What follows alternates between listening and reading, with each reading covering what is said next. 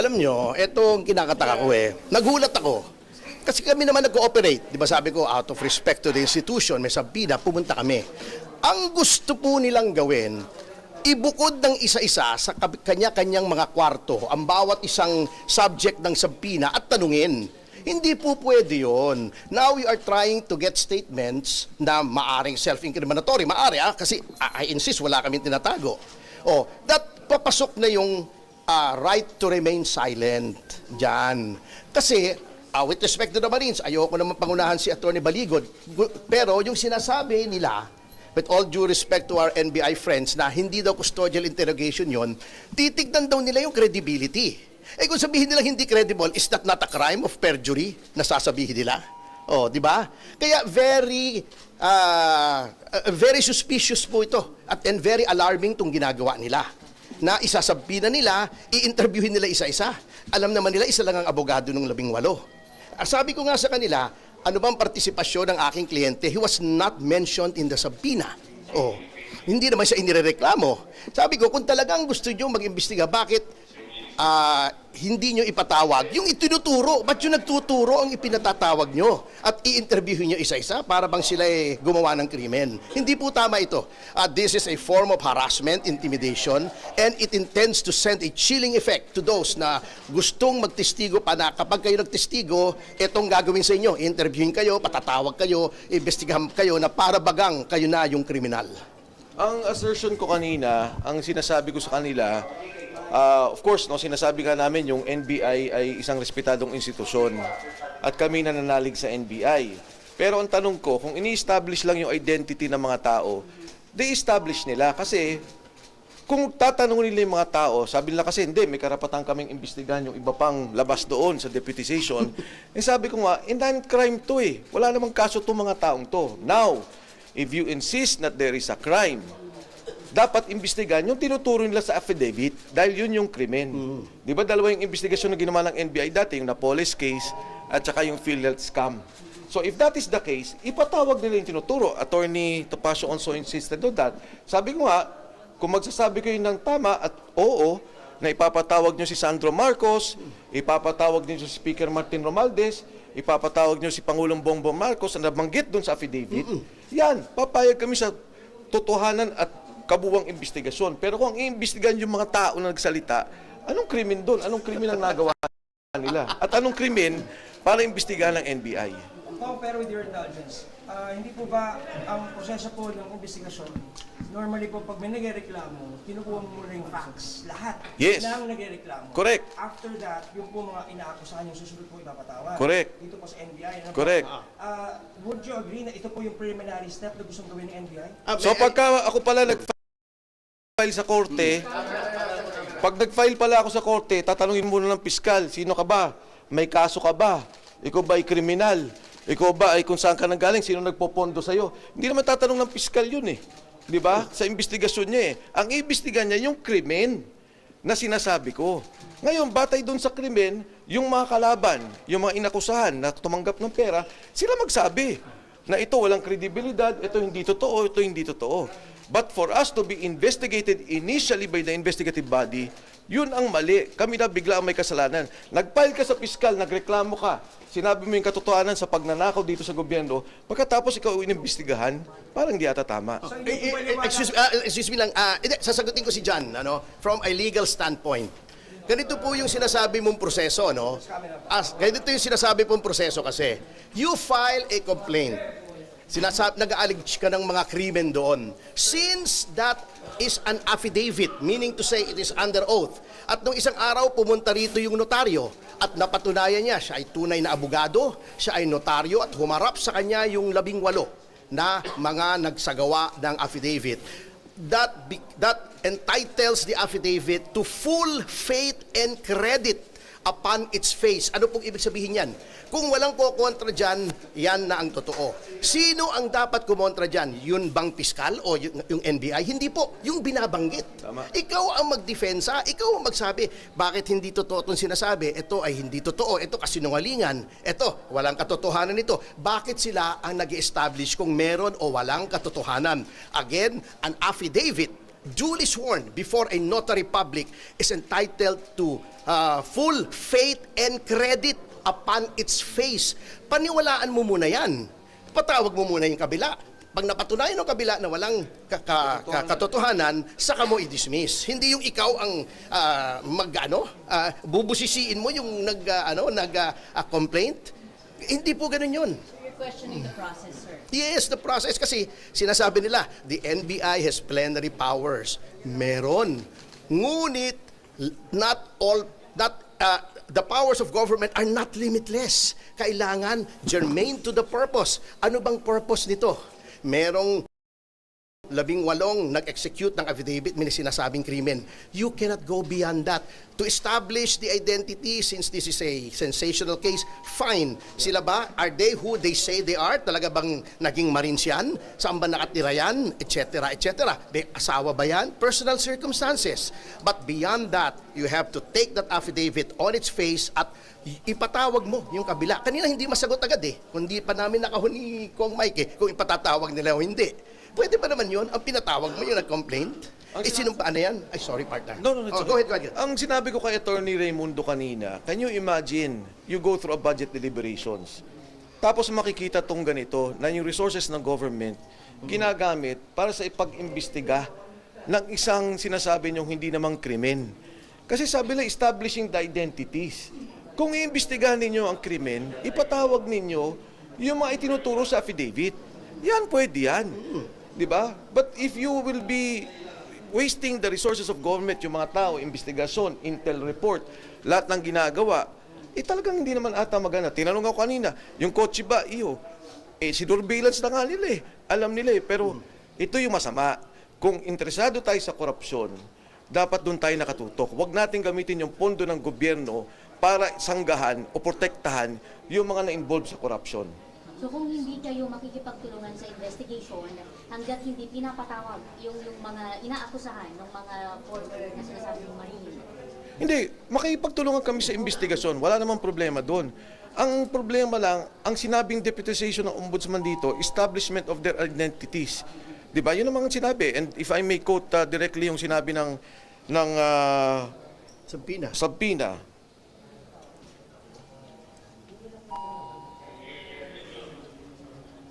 Sorry Ito sabi niya, ang subject matter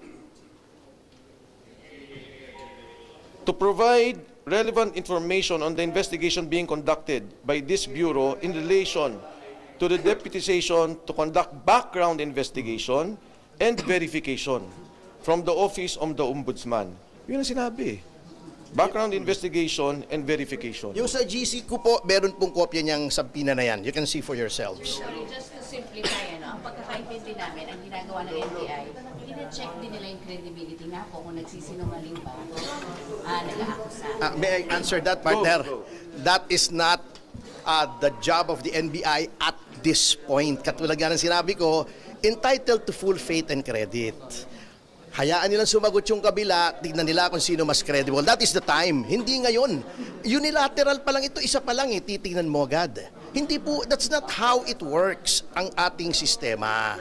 So do you think it's unfair? Not only unfair, it's very legally questionable. Number 2, di ba ang ombudsman under our constitution is supposed to be an independent body? Independent. Kaya nga may sariling field investigation office yan. Bakit ipapasa mo sa isang departamento, institusyon na nasa ilalim ng executive? The NBI is under the Department of Justice. Nawala na yung independence. Hindi pwede. If they want to get the background of these people, dapat yung ombudsman, although nasa Ombudsman Act, they may request the assistance of any agency. Inaamin naman po natin yan. Nandun po yan sa batas. Ngunit, if you want to show your independence, lalo na ngayon na very crucial na dapat credible ang investigasyon dito because this is an issue of transcendental importance to our people and our nation. dapat i-preserve mo yung iyong integrity, yung iyong independence. Huwag mong ipapasa sa iba yung trabaho mo. Siguro parang bigyan ng ehemplo dyan, no? Yung, again, babalik ako yung Napoles case. Nung nag-file si Ben Luoy, hindi naman sinabi, kinwestiyon siya eh. Anong background mo? Galit ka ba? Ba't mo sinabi yan? May pagkain ka ba? Wala ka na ba sweldo? Hindi naman ganun eh. Di ba? Ang tiningnan doon, yung sinasabi niya. And they investigated the payoffs, nagkaroon sila ng investigation dahil nagpatulong din yung ombudsman ng panahon na yon. Ganon sana yung direksyon ng ating investigasyon at yung pag-file ng kaso. Sir, kung papatawag kayo further, will you go back here sa NBI? Depende. First, of course, I have to consult my good-looking lawyer, Attorney Topacio, on his legal guidance on this. Baka ito, anak ko. Pangalawa, siyempre, titingnan ko yung parameters ng investigasyon. But of course, I will always cooperate with the government agencies, lalo na dito sa pag-establish ng korupsyon na nangyari dito sa ating bansa. Sir, dinibigyan niyo yung credibility nung 18. May mga pag-uusap ba sa sahanin niyo na sumailalim sila sa witness protection? Alam mo, si Saldico sabi nila yung magnanakaw, mastermind. Tingnan nyo sa lahat ng ahensya, Ombudsman, ICI, hindi ko lang alam kung dito sa NBI, pero DOJ, ito nga yung mga kasama ni Saldico eh. Di ba? Established na yung kanilang role na sila ialalay ni Saldico. Ngayon, kung may pagdududa doon, nandyan yung ID nila, government-issued ID, may proof of employment, plus may serial number pa bilang mga sundalo. Kung tao sila ni Saldico at si Saldico ang mastermind, dapat tingnan natin saan napunta yung pera. Saan napunta yung mga ninakaw. Ito ba'y flood control lang? Ninakawan din ba yung irigasyon natin? Ninakawan din ba yung pondo natin sa PhilHealth? Ninakaw din ba yung pondo doon sa subway? Yan ang dapat investigasyon. Dahil yan, tayong lahat na Pilipino ang apektado. Sir, bakit 16 na po? 16 na po ba yung dumating na rin? Yes. Ano kasi, pag paumanin ninyo, hindi ako privy sa lahat, pero kung minsan kasi, may mga nag-aayos ng pamilya. So talagang may mga ganun. Kunyari nung huli namin, nare-recall ninyo 11 lang. Yung 7, inayos yung kanilang pamilya. Hindi madali yung ginagawa ng mga sundalong to. Nakasalalay, hindi lang yung buhay nila, pero yung buhay ng kanilang pamilya. Si Sergeant Gutesa, nung mawala siya, ang anak ni Sergeant Gutesa is 4. Under threat yung bahay niya. And I have proof of that. Later on, I will show that. Kaya hindi ako papayag. Nagulat nga ako, pati notaryo. Mabuti na si Attorney Levy, Baligod, talagang masinsin, talagang lahat, tinignan niya yung kanyang gagawin. Pati yung notaryo, isipin nyo, kinwestiyon ka agad. Again, bakit yung ganun ng direksyon? Hindi ko maintindihan. Dapat yun, depensa ng mga akusahan. Yung mga dapat tinuturo magsalita nun na ikaw wala kang kredibilidad, sinungaling ka, yung notaryo mo, palpak. Diba? Ikaw, ganito background mo. Hindi eh. Doon pa lang sa umpisa. Blue ribbon pa lang. Tinitigil na. Ombudsman pa lang tinitigil na. Sino pa magsasalita dito sa nakawan sa ating bayan? Parang sila na defense counsel nung mga inaakusahan eh. Yun ang mabigat eh, di ba? Sila na ang defense counsels. Sir, for soundbite purposes lang, yung sa issue ng retired general na nag-recruit dito sa 103 bodyguards po in Salvador, and yung mga logs, flight logs daw ng air taxi does not coincide with sa allegations mo. Your take on that, sir? Okay, unang-una sa retired generals, hindi naman yun lumang kwento. Meron na talaga mga retired officials, hindi lang generals, na kasama si Saldico. Kung yung tinasabi ni Attorney Matibag ay may mga sundalong tumutulong sa mga Marines, meron. I'm not allowed to name them. Wala akong karapatan na i-name sila. Pero maraming mga sundalo na sympathetic sa mga sundalong to. Pangalawa dun sa air taxi, kanina kasi narinig ko kay Attorney Levy, again, he will be the one to explain. Ang sinasabi niya, may ganun talaga. May ganun na nangyari, pero yung time frame na sinasabing panahon, hindi pasok dun sa investigasyon. So, Attorney Levy will explain that, pero katulad na sinabi ko, ang hirap baliktarin, ang hirap pasinungalingan ang mga taong nagsasabi ng totoo. Kahit balik-baliktarin ninyo yung kwento, tanongin ninyo kung sinong tao, kailan inabutan, anong sirkumstansya, sinong nandun, anong nakita nila. Walang kagatol-gatol, walang pagdadalawang isip doon sa pananalita nila kung ano mga pangyaring to. Sir, upon talking to the Marines, yung regarding the retired general, yung na nag-recruit ng 103, si General Sudusta po ba yun? Ayoko na magsalita tungkol doon dahil hindi ko particularly alam kung ano yung nire-refer ng NBI tungkol doon eh. May idadagdag lang ako, last na po to. Ngayon ko lang po nalaman kasi, habang kami ay nagbabalitaktakan dun sa loob, na mayroon palang natanggap si Attorney Levy Baligod na isang letter pa mula sa ombudsman na ito rin ang gagawin, gusto ring interviewin yung mga 18 Marines. O ano pang, bakit pa i-deputize mo yung NBI pagkatapos gagawin mo rin the same thing, ikaw rin? Di ba meron tayong sinasabing the spring cannot rise higher than the source. Ikaw na nga yung source ng deputization, dineputize mo to. Papaimbestigahan mo dito, ikaw rin mag-iimbestiga. Hindi ba ang pakay lamang dito ay maharas, maabala, magulo yung mga Marines? Yung pala yung, insistence ni Attorney Levy kanina, Yes, sorry. Sabi niya, ano ba talaga, because I also have a letter. Pinakita niya sa akin eh. from the ombudsman. Kaya sabi niya, teka lang, hindi parang, Parang to, mali. you cannot do that no, at the same time na may dalawang agencies conducting their respective... Duplication yun. Yes. Sir, ano, invitation, subpoena? Letter daw. Letter lang, letter. Kailan sila pinapaharapin? Hindi ko nasasabihin, hayaan nyo na si Attorney Baligod. That's not for me to share. So sa inyo po paniwala, hindi nyo po kailangan ito sa NBI kung meron sa ombudsman. Useless ito eh. Useless. Oh, I will not mince words. Sorry sa mga kaibigan natin sa NBI. Marami tayong kaibigan dito. Pero this is useless. Not to affront, not as an affront to the NBI, pero kung may dalawang investigasyon kasi, talaga namang hindi pwede. Yun lang naman ang point ni Attorney Topacio doon. Pero yung NBI po ang unang nagpadala sa Oo. Ano, sir, aatin din sila sa ombudsman? Hindi ko alam kay Attorney Baligod. That's for him to answer. Ang akin lang, libanagin ko sa mga kaibigan natin. Ako galing din po ako sa NBI nung panahon ni Mayor Lim eh. Di ba nag-NBI siya bago siya naging mayor? I have the deepest respect for the men and women of the NBI na talagang very professional, matatalino, masaysipag sa trabaho. Kaya lang, minsan ang liderato ay kamoting kahoy, may ulalo pa. Salamat. Lahat nagsilbi kay kay Saldico.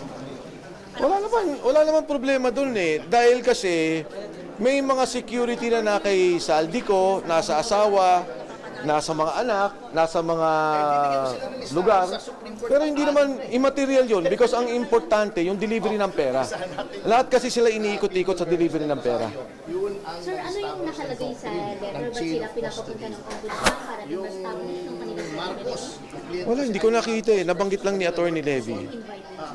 Baka papameriendahin. Pero wala naman nabanggit. Sir, next I know, basta ang sabi lang ni Attorney Levy, yun nga, there are two invitations. So I'd like to be clarified because there are two bodies involved.